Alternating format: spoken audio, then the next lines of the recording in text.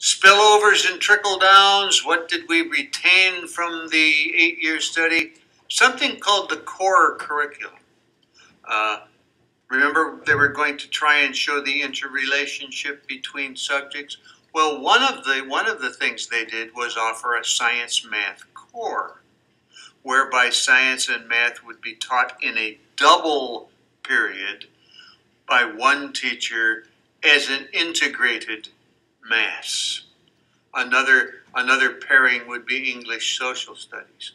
When I first interviewed for a job in 1959, one of the jobs I interviewed for was a science, math, 7th grade core curriculum position. So it lasted until my time anyway. We've got somewhat close to it now, again, but never the way it was attempted in the 1930s.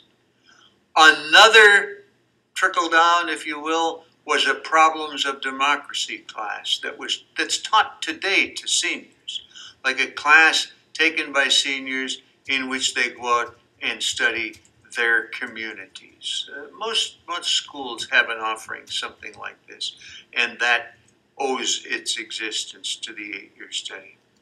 A career for Ralph Tyler, we've already mentioned him. He was the director of the evaluation phase of the study.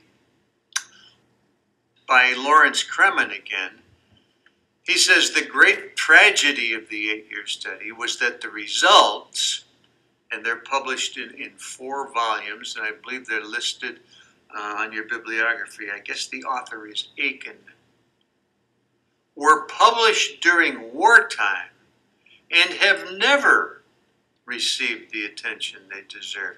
In other words, they were published and nobody read them because people were off fighting the war, or they were busy planning for what the schools should do when the war ended. Very few people have actually read the 8-year study. Coming back to the custodianship of youth, you can see some of these ideas ebb and flow, kind of like a sine curve from mathematics. Up, down, up, down, up, down. As a matter of fact, I think all of life is a sine curve, but we won't go into that now. The custodianship of youth emerged from the discard pile of the prosperity and good times of the mid-1920s as a wild card in Roosevelt's New Deal. See how I tried to incorporate card playing in here with a New Deal and a wild card and a discard pile? Shrewd, huh? This begins with the CCC,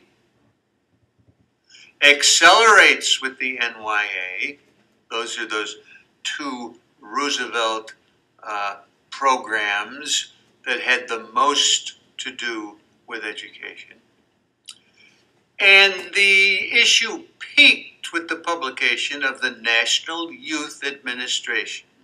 Actually, it was originally the AYC, the American Youth Commission, which was a subsidiary of the NYA, with their publication, What the Schools Ought to Teach. We'll talk about that a little more next time, but we're getting a sneak peek at it right now. It was highly vocational. We need to teach these kids hands-on things that they can do to earn a living. According to Ed Krug, it was the epitome of anti-academic sentiment. That's a Krug reference underneath there that's kind of sliding off of your slide.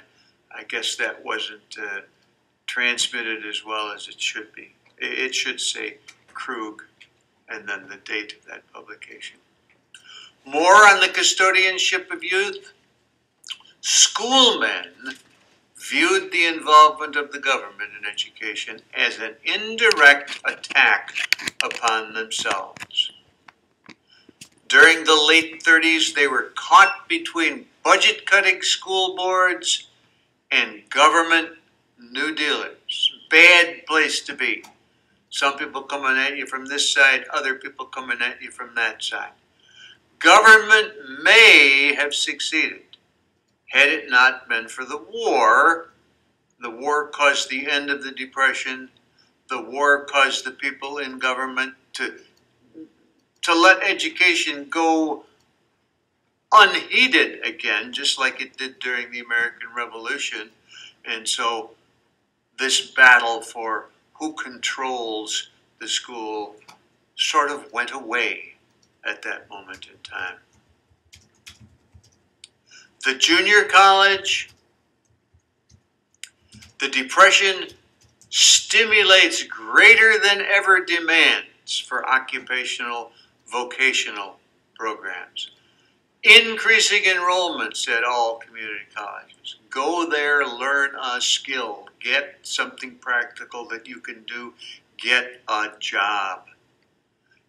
As such, enhanced recognition for the junior college as a viable institution. Summary. Societal conflict concerning patriotism, morality, and the new American position as world leader. Elevation of the businessman as the hero, and the fascination of the education community with scientific management. Concern for the production of good workers and efficient citizens. The founding of the PEA in opposition to just about everything that went before. They were again that. They didn't want everything for the benefit of society. They wanted everything for the benefit of the individual. Changing junior college philosophy.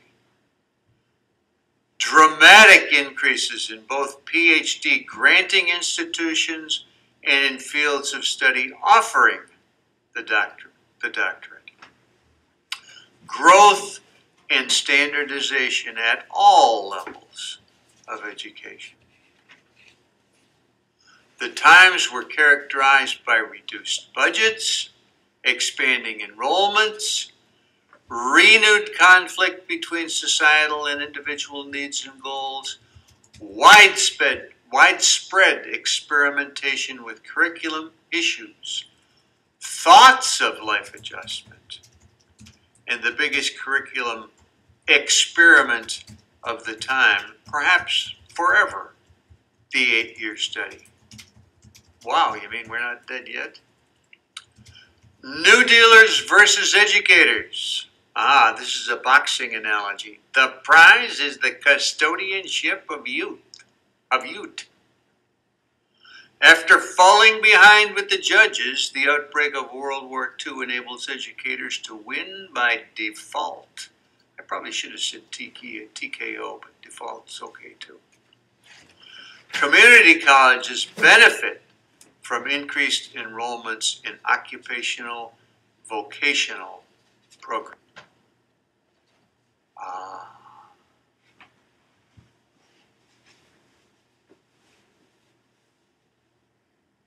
Oops, that guy's closing. We probably better let him stay open. There, that's better. See you in a while. I think we have 2 more presentations to go. Thanks for staying so far.